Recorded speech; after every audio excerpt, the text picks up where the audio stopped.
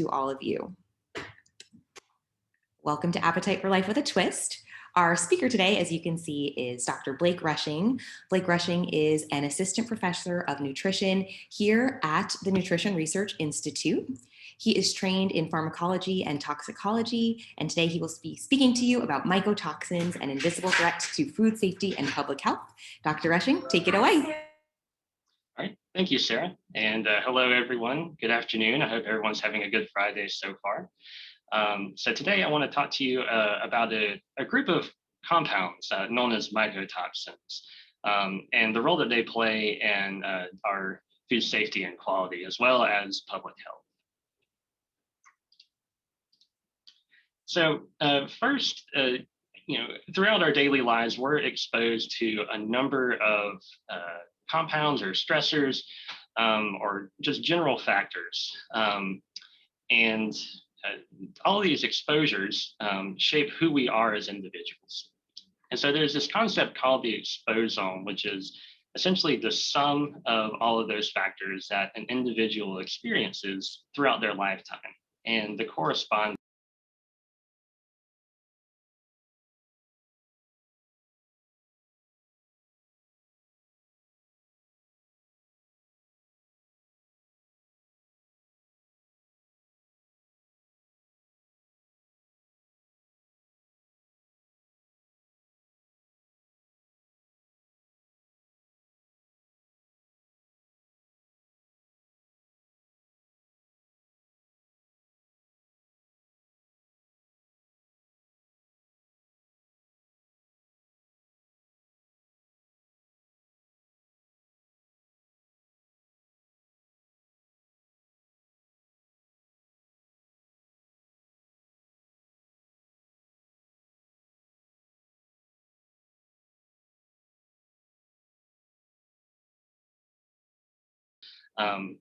through what we eat, we can be exposed to a number of beneficial or detrimental factors. And so what we're talking about today, mycotoxins, these are compounds that make our way into our bodies primarily through our diet. So what are mycotoxins? These are compounds, a very diverse set of compounds that are naturally occurring, and they are poisons. They are produced by fungi, and so a clue to that is the word myco. So myco means fungi or related to fungi. So these are toxins that are produced by various fungi. And there are many different classes of mycotoxins, as you can see in this little picture here. So mycotoxins is a large umbrella term, and there are several classes within that of compounds. And so each class is produced by specific sets of fungi. And so these mycotoxin producing fungi are found all throughout the world. And they colonize a number of the world's crops. And so as a result, these mycotoxins that these fungi produce become very prominent food contaminants. And these compounds are very stable. And they persist in our food through heating, freezing, drying, storage, pretty much you name it. These compounds are very resilient. And so once they get into our food supply, they're typically very difficult to remove. And so this is problematic because, as you would guess, something called a mycotoxin doesn't have or it has a lot of detrimental effects on our health. And this affects not only humans, but animals as well. And so the series of symptoms that you would experience through being exposed to mycotoxins is called mycotoxicosis. And there are a number of symptoms that humans and animals experience, and we'll talk about some of the major ones. But in general, many of them are carcinogens or cancer-causing compounds. And the effects of mycotoxins can be acute, or in other words, it can be a short-term effect. So an example of this is suppression of your immune system, or they can be chronic or long-term effect. And an example of that is cancer. And interestingly, there's been some mounting evidence showing that there's an interplay between the gut microbiome and these mycotoxins. So in your digestive tract, you have a huge population of microbes, and those microbes seem to determine how an individual responds to the toxicity of these mycotoxins. And conversely, being exposed to mycotoxins can change that population of your microbiome. Um, and so while that's not the focus of today's talk, it's a very interesting avenue of research showing really how individual differences can be very profound to exposure to these compounds. And so the time of exposure to these compounds is important, as well as the duration and also the frequency. So as you'd imagine, you could be exposed to these compounds at any point throughout your life and for any amount of time, depending on the amount of contamination of the food supply. And it's been shown that a lot of these compounds affect child development. And so, as we'll talk about later, this is a very big concern of infants or young children being exposed to these compounds. And so because of the profound health effects that these mycotoxins exert, most governments and most countries have some sort of regulation in place for allowable limits of mycotoxins in food. And the allowable limits for humans is more stringent than the allowable limits for animals. And that's not because animals are more resistant to mycotoxins. It's just that the bar is set lower for food quality and food safety for animals.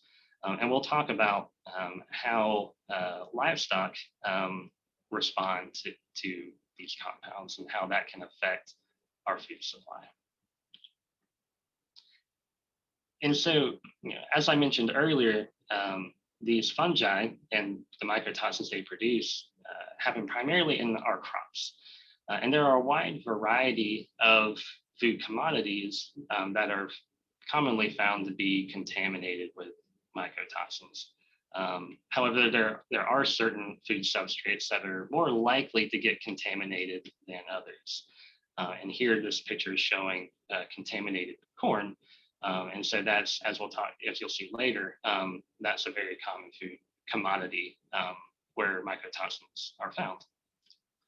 And so there are a number of factors that affect whether a food commodity gets contaminated with mycotoxins. The first is just the preference of these mycotoxin producing fungi for the food. So there are just some foods that these fungi like better than others. They grow better on than other food substrates. And so just that factor alone can affect whether a type of food can be more or less likely to be contaminated with mycotoxins. Temperature and humidity also play a very large role. So hot, humid climates are in general more favorable for the growth of these fungi, which corresponds to higher frequency and levels of contamination. Pests, mainly insects, are effective at contaminating food supplies with the fungi as well as the mycotoxins. And they also can lead to crop damage. And so damaged products are typically found to have more contamination. And perhaps one of the largest things that we can control is the storage conditions and hygiene practices. So being able to store these crops in a temperature controlled and dry environment goes a long way to preventing mycotoxin contamination, as well as making sure good hygiene practices are implemented to keep those storage containers clean to limit any kind of cross-contamination. And so what's really interesting about these compounds is that they are extremely potent. And so their negative health effects are often observed at a part per billion range. So what that means is that say a gram of corn can have a billionth of a gram of mycotoxin on it. And so that kind of level is where you see the negative health effects. And so it's an astonishingly low amount of these compounds can have an effect on our health. And that makes it very difficult to control contamination. And cross-contamination is pretty common across crops. And so this makes it not obvious if a food product is contaminated. So this picture of corn is very obviously contaminated, right? You would see that and you would know not to eat it because that's likely mycotoxin contaminated.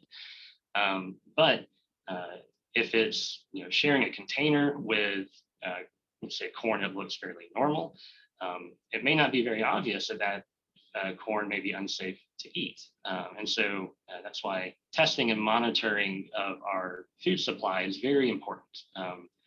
And a lot of people refer to mycotoxins as invisible contaminants for this reason, given that this extremely low amount can have health effects and that you're not necessarily able to see anything visually. And so this is just showing the fungal disease cycle, so showing how our crops get contaminated with these fungi. So if you see at the top here, let's take an infected ear of corn that has fungi on it, these mycotoxin producing fungi. And so the spores produced by this fungi survive in the surrounding debris in the soil or on the surface of the soil. And through weather events like heavy rain or heavy wind, these spores are carried through the soil or through the air to other surrounding crops. And those surrounding crops then get contaminated. In the case of corn, it can happen through the silks, through little wounds in the corn kernels, or even through the roots of the plant. And so by this way, we have very effective spreading of these fungi through these weather events. So heavy rain or flooding can lead to widespread contamination and fungal growth. And so this table is just showing 4 different classes of mycotoxins. And you can see here that there are specific species of fungi that produce each of these subclasses. And this table shows some of the major commodities that are contaminated with those classes of mycotoxins. This isn't a comprehensive list, but it just shows you kind of the major food groups that are most at risk for having contamination. So what you'll see here is that maize is a really common source of mycotoxins. They're at risk of being contaminated with all kinds of different subclasses. Wheat and barley, oats, those are also fairly common. And in the case of aflatoxins, peanuts are also a common substrate that you'll hear being contaminated with aflatoxins. But again, this list isn't necessarily comprehensive, but this is typically where you would find these compounds if you're going to find them. And so, as I mentioned earlier, the allowable limits of mycotoxins are typically higher for animal feed than they are for human food. And that's primarily so that it limits food wasting. So it at least allows that food to be used for something if the contamination is only, say, fairly moderate. And so you'll find that when these pet food recalls happen, oftentimes they're because of high levels of mycotoxins. So this is a little screenshot that I took of a story that just came out at the end of 2020 showing sport mix pet food being recalled for fatal levels of aflatoxin. And so there were reports of people's pets, primarily dogs, getting sick or even dying because of this contaminated food.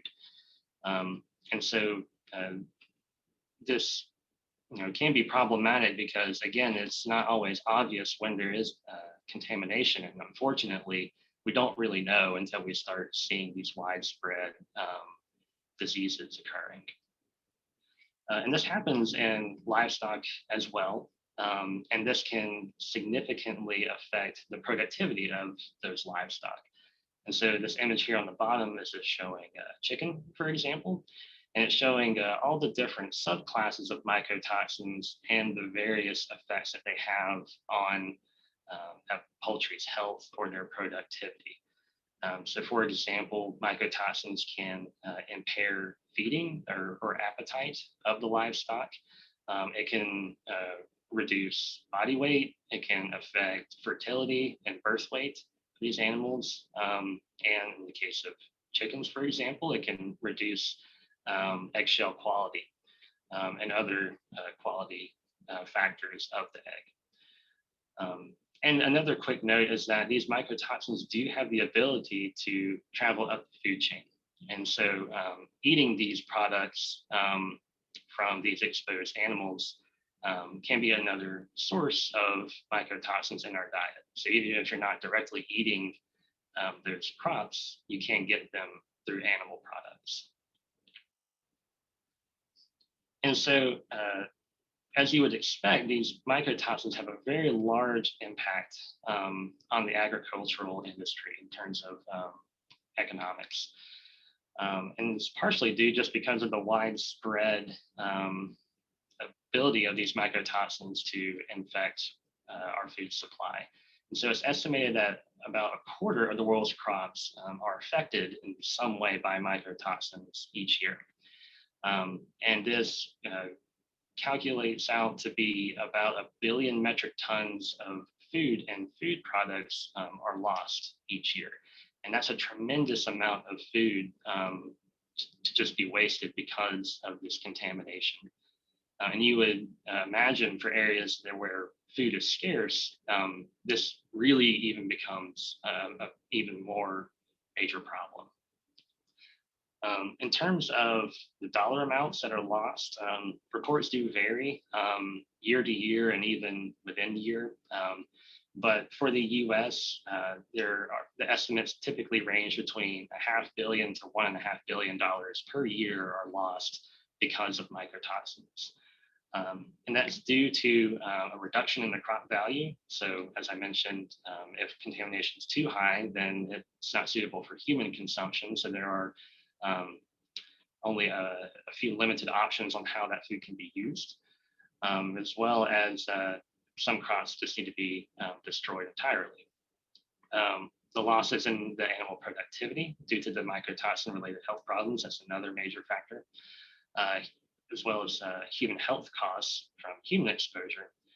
And then there are other costs related to testing for mycotoxins, implementing preventative strategies, as well as litigation costs for exposures.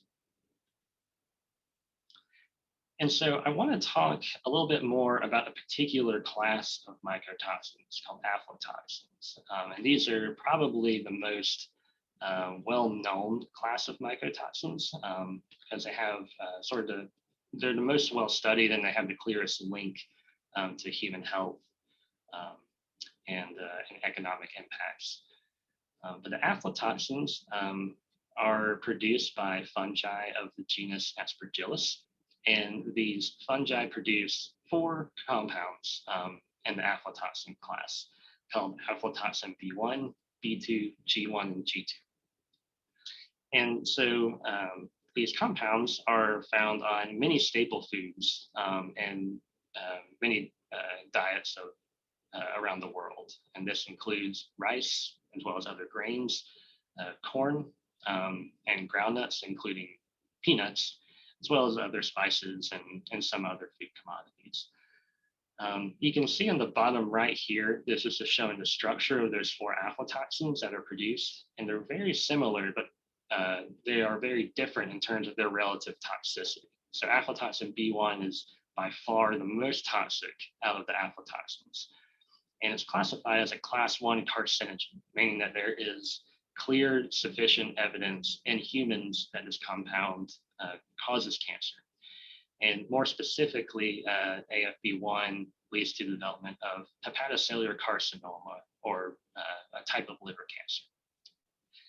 And AFB1 has been estimated to play a causative role in up to 28% of all hepatocellular carcinoma cases worldwide, which is truly astounding for one compound. And this is partially due to a synergistic effect with hepatitis B virus. So if an individual is infected with hepatitis B, they're more susceptible to the toxic carcinogenic effects of aflatoxins. And so these compounds were one of the first classes of mycotoxins to be discovered. And it was discovered in an event that happened in the early 1960s. This was occurring in England, where over 100,000 turkeys just were suddenly getting very sick and dying. And it was eventually traced back to contaminated peanut meal that these turkeys were being fed from Brazil. This led to the discovery of aflatoxins. And so really this event is what sparked the field of research into mycotoxins, their detection and preventative strategies. And so this map is showing different regions of the world and their relative risks for being exposed to aflatoxins. So countries that are darker on this map have a higher risk. So you can see that typically Africa and Southeast Asia have the highest risk of aflatoxin exposure. Here in the US, our exposure is very low. And so there are a number of reasons for this. One is the climate. So as we mentioned, hot, humid climates are more favorable for fungal growth, which lead to more mycotoxin production. Another big factor is the ability to store food correctly. So here in the United States, we have really good infrastructure for being able to store our foods properly, keep them dry and keep them temperature controlled. In many developing countries, that's not always possible. And so it becomes very difficult to control mycotoxin contamination.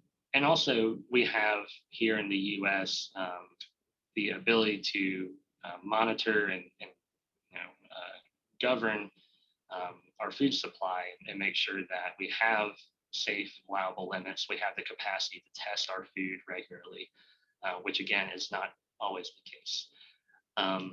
And one last factor that's worth pointing out is food scarcity. So in many of these developing countries, even if it's known that, say, a batch of food has mycotoxin contamination, it's not always possible to just get rid of it. Because if there are no alternatives for a food source, that food may end up being consumed regardless.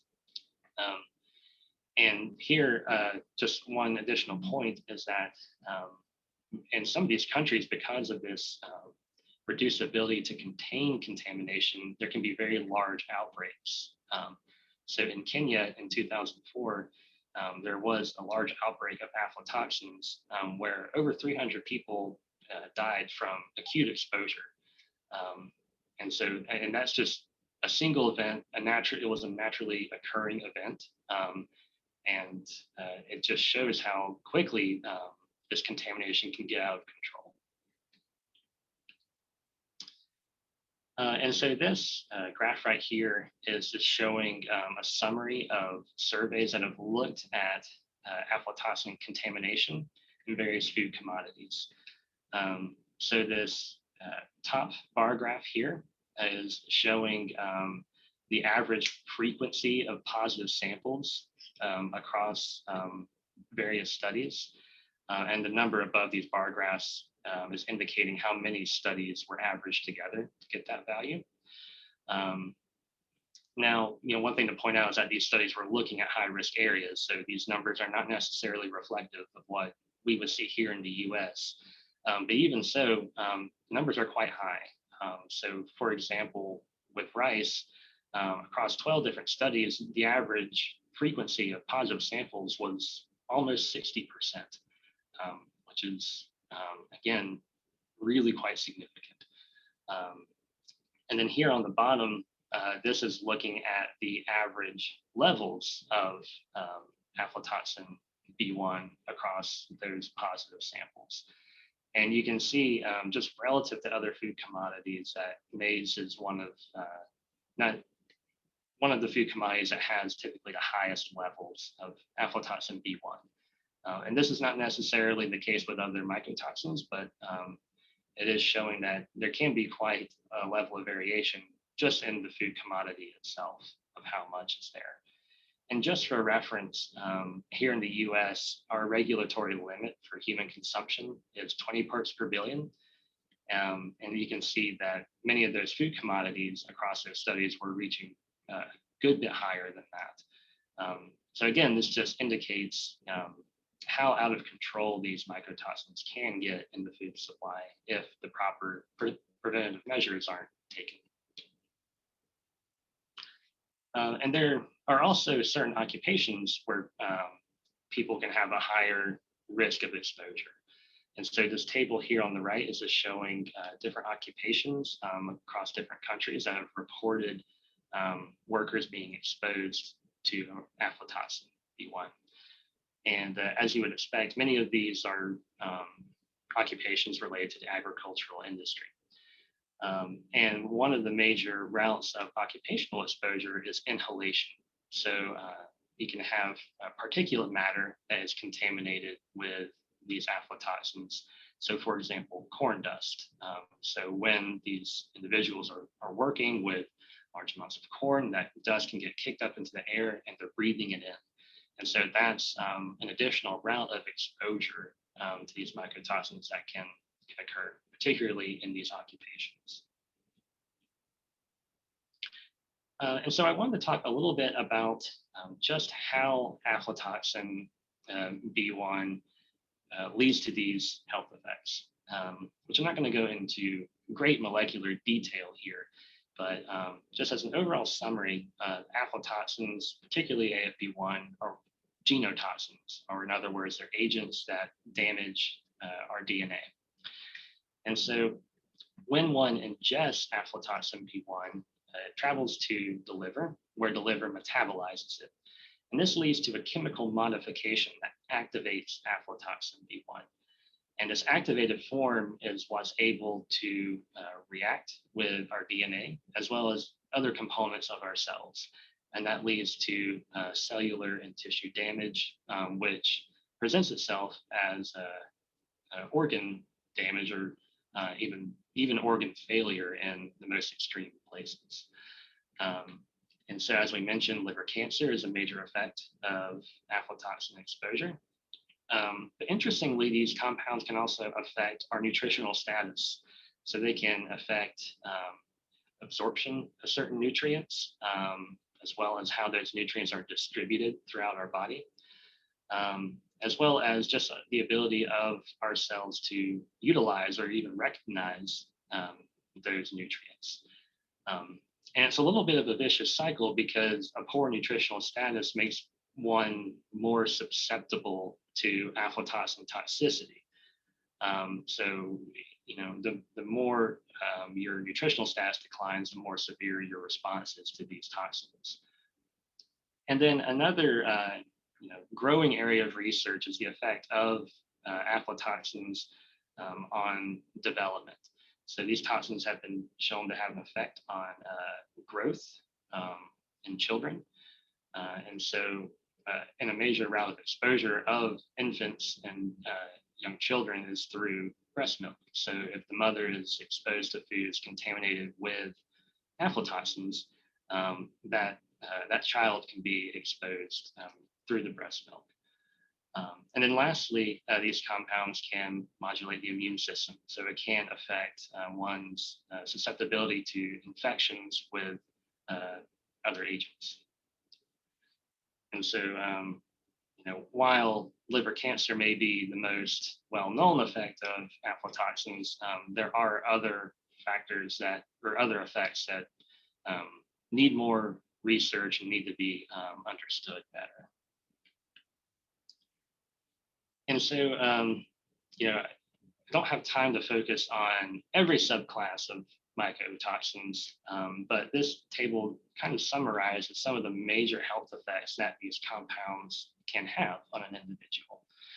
And so you can see here on the left that there are another number of organ systems that are affected by these compounds. So it could be the respiratory system, it could be the central nervous system. Of course, as we talked about, there are cancers that can be developed after exposure. There's teratogenicity, or in other words, birth defects that can occur after exposure. And there are many of these classes of mycotoxins that have been shown to have this effect, or at least have some evidence of these effects in humans.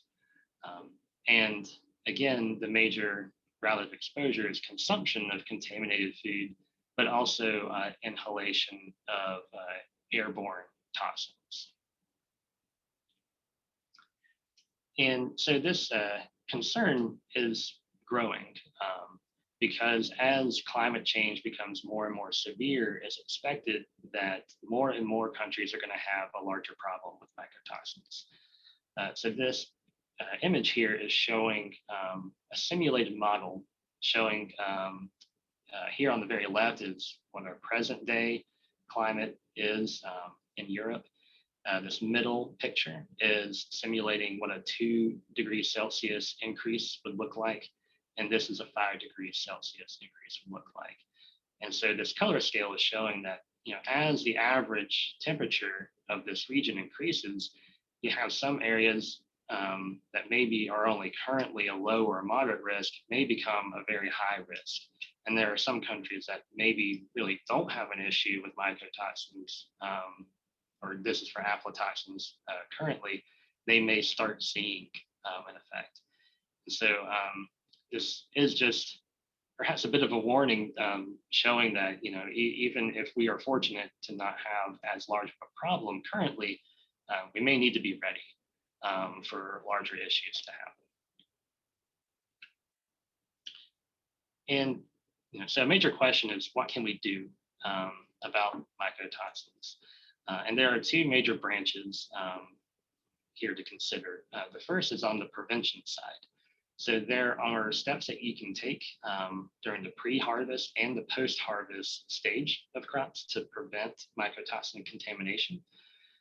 So some examples of pre-harvest activities could be pest control, for example. So reducing the ability of these insects to damage the crop, because again, damaged crops have a higher likelihood of contamination. It could be selecting certain varieties of the crop. So certain varieties may be more resistant to fungal contamination than others. On the post-harvest stage, again, proper storage is a major factor to point out, keeping those foods dry and temperature controlled. On the decontamination side, this is looking at food that's already been contaminated, but if so, is there a way that we can take that food and remove those toxins to make it safe to eat again?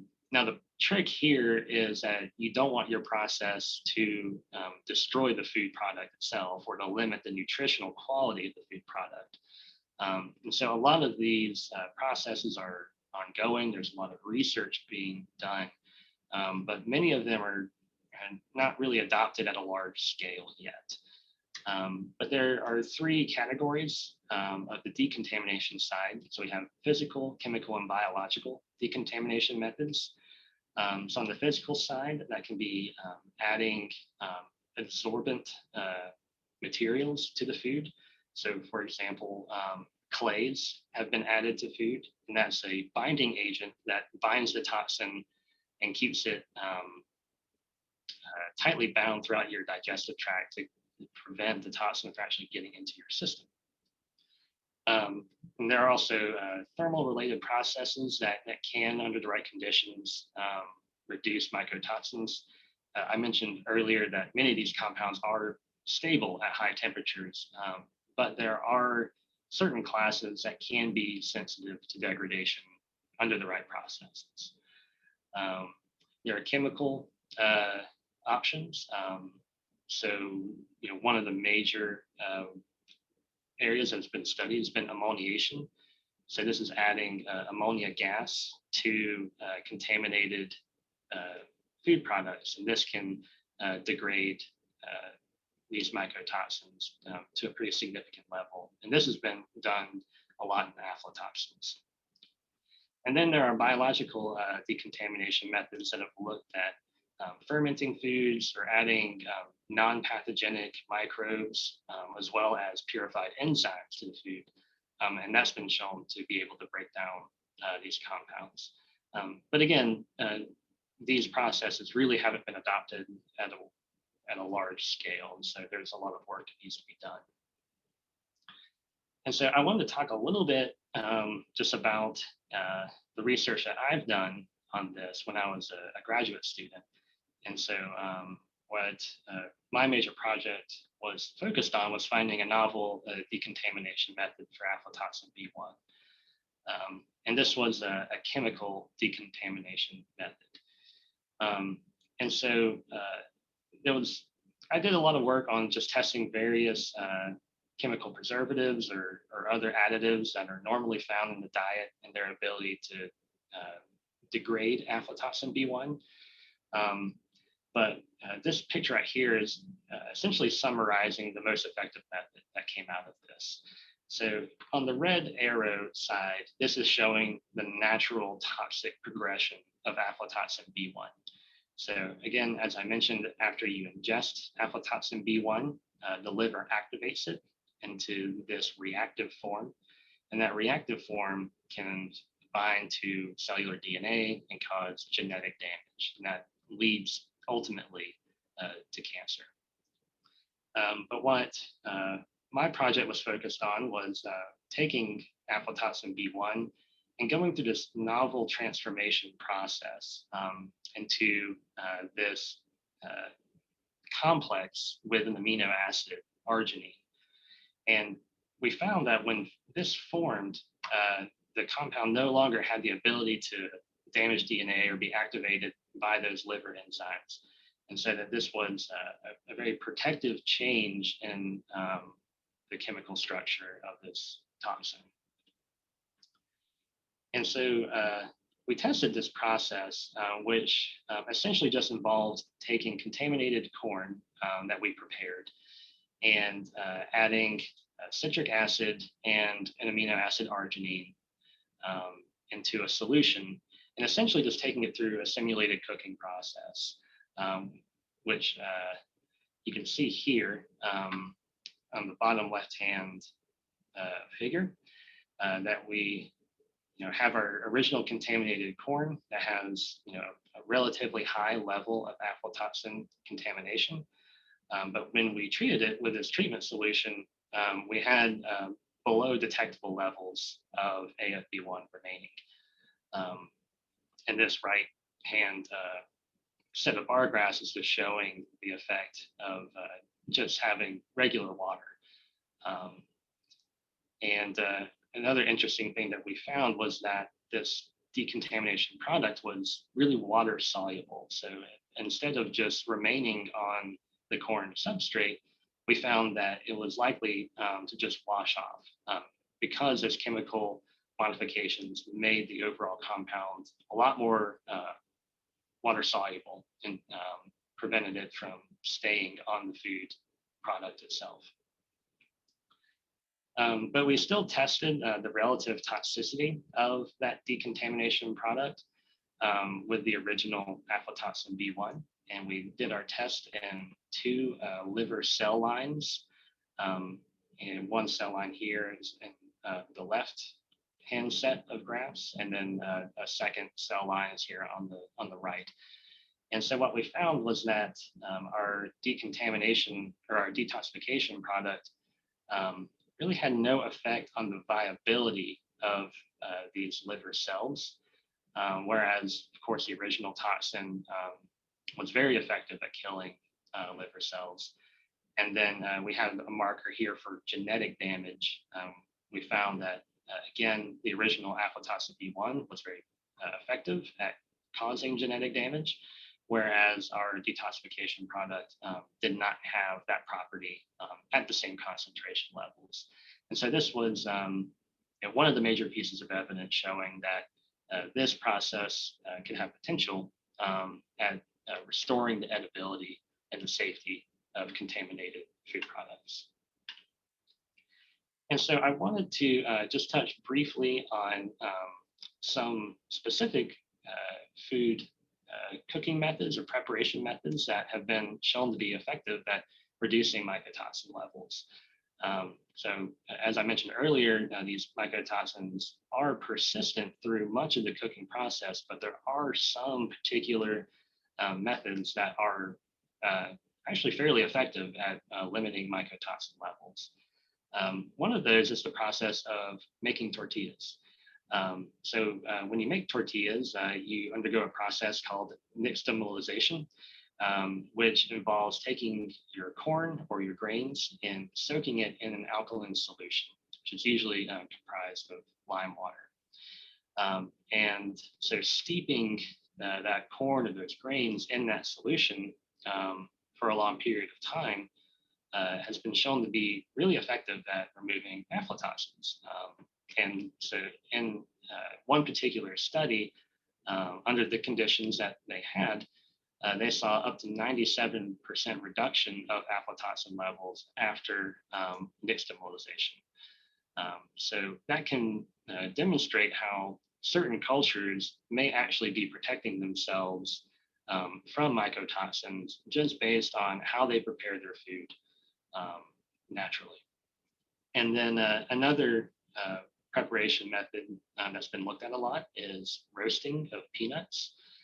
Again, peanuts are one of the major food commodities that are commonly contaminated with aflatoxins. And so across the studies I've looked at, roasting has shown that anywhere between 50 or 90% of aflatoxins can be reduced through this method. So again, in general, cooking does not solve the problem of contamination, but there are certain methods that do seem to be effective, at least somewhat, in reducing levels. And so that's an ongoing area of research as well. And so before we finish up here, I just want to go through a couple of concluding remarks. So we've covered, how mycotoxins pose a significant health risk. But I wanted to close out with just some practical steps that we can take as individuals to reduce our exposure. And so one of the, more obvious things that you can do is just to inspect the food. Obviously, if it has any evidence of mold or any sort of discoloration, if it's shriveled, that's more likely to have contamination. And so if that's the case, then it's safest just to discard that food and get something fresh. Additionally, avoid damaging those grains, especially if they're going to be stored for a while, because as we mentioned, damaged grains are more prone to fungal contamination and subsequent mycotoxin contamination. If possible, buy your grains and nuts as fresh as you possibly can, because the more food has been, or the longer that the food has been stored, the more of a chance it has to be contaminated. And then again, the storage conditions are very important. So make sure that you have the ability to store those foods properly, which means keeping it free of insects, making sure it's dry, as well as having it temperature controlled. And again, this is related to some of the earlier tips, but don't keep food for too long, right? If it's past, an expiration date or a reasonable amount of time, it's best to discard it and get something fresher. And lastly, ensuring a diverse diet helps. So, we've seen that there are certain foods that are more likely to be contaminated than others. And so if you're always eating that type of food, then that's potentially giving you larger contamination over time. So if you vary the types of foods that you eat, you kind of limit the ability of that happening. And that's also just good from a nutritional standpoint as well. And one of the last thoughts that I want to leave is that this presentation is not meant to incite panic or to make you afraid to eat these types of foods. It's just to make you be aware that this is something that the agricultural industry does have to deal with, and that us as a country have had to implement steps to protect ourselves. And that here in the US, we're fortunate not to have as large of an issue as other countries. But it is important to know that the steps that you can take to protect yourselves, especially if over time mycotoxins become a larger problem for us. And so with that, I will conclude my talk and be happy to answer any questions.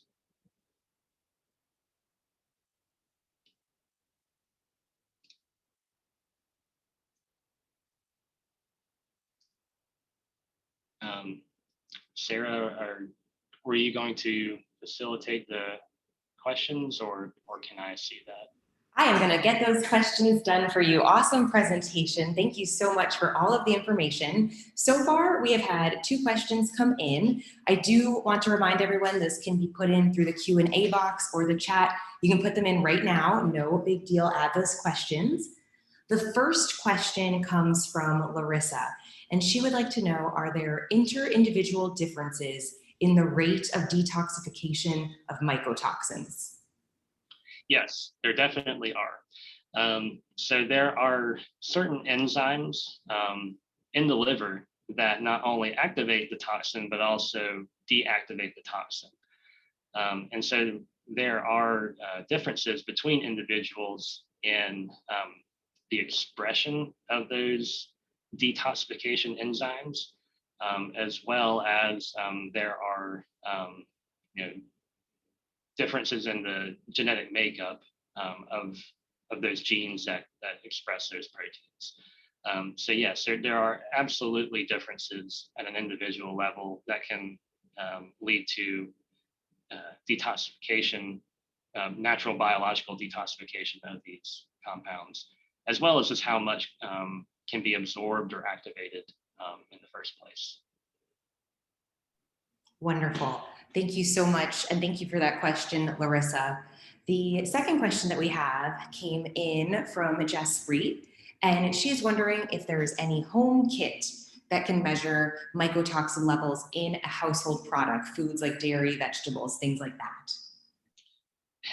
I'm not aware of any products that are really certified to be, accurate enough to rely on that information. But there are places that you can send in a sample of your food and test it if you desire. And that's typically what a lot of agricultural centers will do. They will send out samples to be tested. Perfect. So definitely something that can be explored given the interest and the time. We have another question that came in from one of our NRI scientists, Jeff French. He is interested in, does the US FDA screen imported nuts and grains as well as US produced foodstuffs for mycotoxins? Yeah, imports are screened, yes. We also screen them on our end, and then other countries screen them on their end. So it's a little bit of a double monitoring system. And then we do screen our own produced foodstuffs as well. But again, those are, we're screening representative samples of large batches of products, right? It's impossible to test every single product. But that spot checking does seem to be fairly effective at catching those contaminated batches and limiting exposure. Awesome. We have a bit of a longer question here. This one came in from Dr. Susan Sumner. She says, great presentation, of course, and she's interested. She believes you mentioned that the allowable limits for those aflatoxins or mycotoxins are 20 ppb in the US. Do you know how the allowable levels differ between governments? So she's heard that the health effects can be in a range. How much lower than the 20 ppb do the health effects occur? And were these levels established with safety factors for pregnancy, early life, elderly, etc.? Right. So the levels do differ between governments. So, for example, in many European countries, I'll use aflatoxins for an example. So here in the US, we have the 20 part per billion limit for aflatoxin B1. But in Europe, they look more at the total aflatoxin level, which comprises of not only B1, but B2, G1, and G2. And so that level is a little bit different since it's looking at the conglomeration of all those compounds. And yeah, other countries can be more or less stringent. I believe that the US is one of the most strict in terms of our allowable limits. I've not seen anything go above 100 parts per billion for human consumption. And it may not even go that high across other countries, but yeah, at least 100 or lower for human consumption across countries. And in terms of how those levels are set, it's tricky because a lot of these effects are chronic, and it's really hard to monitor exactly how much people are being exposed to, right? So if you have someone who, say, has developed cancer because of aflatoxin exposure, it's really difficult to really nail down exactly how much they were exposed to, how often they were exposed to, and when they were exposed. So a lot of those limits they're based on estimations of levels. They're based on, if you look at high risk areas and some of the immediate effects or acute effects that you see, that gives you an idea of at least the upper limit of where those are.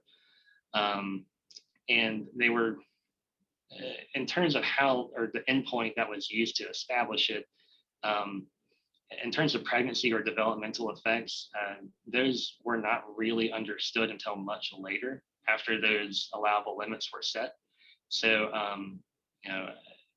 they were not really taken into consideration when setting those allowable limits. So, one thing that we need to understand is a 20 part per billion limit or lower, does that still have a measurable effect on development? And it's difficult to really track how much people are getting exposed to, but through monitoring and looking at certain regions where, say, developmental problems are occurring and correlating that with mycotoxin levels, that can start to give us a better idea of whether the 20 part per billion level is truly safe or not. Wonderful. There is a part 2 to the question. She's also interested about which nutrient or nutrients absorption are impacted by aflatoxin. And she wants to know if it's interference due to binding or potentially changes in the gut microbiome. Yeah, so a lot of what's been shown in terms of nutrient effects have been shown for micronutrients or vitamins. And vitamin D has, I would say, the most evidence out there. And the mechanism is still being explored, but one of those is that a lot of these mycotoxins affect our receptors for recognizing vitamin D. And another mechanism is if you have damage to your intestinal epithelium, which these mycotoxins have been shown to do, that just impairs overall ability of those absorption and transport mechanisms across the intestines. So that's sort of the current field of thought. But again, it needs to be better understood. And I do think that the gut microbiome is playing a large role in a lot of these processes. That is, again, another newer area of research. And I think as that develops, we'll start to see that play a larger explanation. Thank you so much. And thank you for your questions, Dr. Sumner. I think her last one is more of a little bit of a joke. She does say, how do I know my peanut butter does not have too much aflatoxin? And she wants to know if she could send that to you to measure. So thank you for attending. We have one final question I think we'll be able to get to before we come to a close. I thank everyone for their questions. This one came from Haley Fogel. She says, really interesting talk. She is wondering if there are any studies with organic versus non-organic foods and whether there are differences in their susceptibility of developing mycotoxins. Yeah, that is a very good question. And there's unfortunately hasn't been much published work on that. But from what I have seen is that the types of pest controls that are allowed for non-organic may be not as effective at reducing the crop damage that, as I mentioned, does allow for a greater risk of fungal contamination. So that may actually be a potential risk that organic foods potentially could have more pest damage and more contamination, but it's not. There are no hard and fast rules here, and so the evidence really isn't clear for me to really tell you whether organic is better or worse. But I think it's really going to come down to the ability to prevent pest damage to the crops. Wonderful. Well, thank you for taking the time to present today. Thank you for taking the time to answer all of these questions. We have had a lot of interest in this pharmacological use of mycotoxins. I think that it is such an interesting topic and something that impacts us every day without us realizing it. So thank you very, very much for speaking today, Dr. Rushing. Again, to everyone, this presentation has been recorded. We will send out that recording and you will be able to access it, rewatch it, or share it with friends. As we come to a close today, I do want to turn things over to Suzanne Dane, who is our Director of Development and Community Outreach here at the NRI, to close things out and say goodbye to you this afternoon. Thanks, Sarah. Hi, everybody. Thank you, Dr. Rushing. That was actually very fascinating. I wasn't completely sure what you would shed light on today with this talk. And I was very sad to learn that some of these mycotoxins could affect wine. So that was a little disturbing for me. But seriously, it's a little shocking to realize the extent and prevalence of mycotoxins and the risk of them increasing with climate change. So thanks for outlining some encouraging prevention and decontamination steps. I really did learn a lot here today, and I hope all of you did too. At the NRI, we're committed to bringing you programs related to our precision nutrition research that inform and enrich your lives. When you receive our brief survey, I hope you'll take a moment to let us know what you think so that we can continue to provide helpful programming for you. So watch our website and social media and your email boxes for news about future programming from the NRI. And lastly, thank you for your support. The NRI is a nonprofit research center and relies on a variety of sources of revenue. If you're inclined to support our work, we welcome it. So please visit uncnri.org/support. Thanks for sharing your time with us today, and we hope to see you at our future programs. Bye, everybody. Thank you, everyone. Have a good weekend. Bye-bye.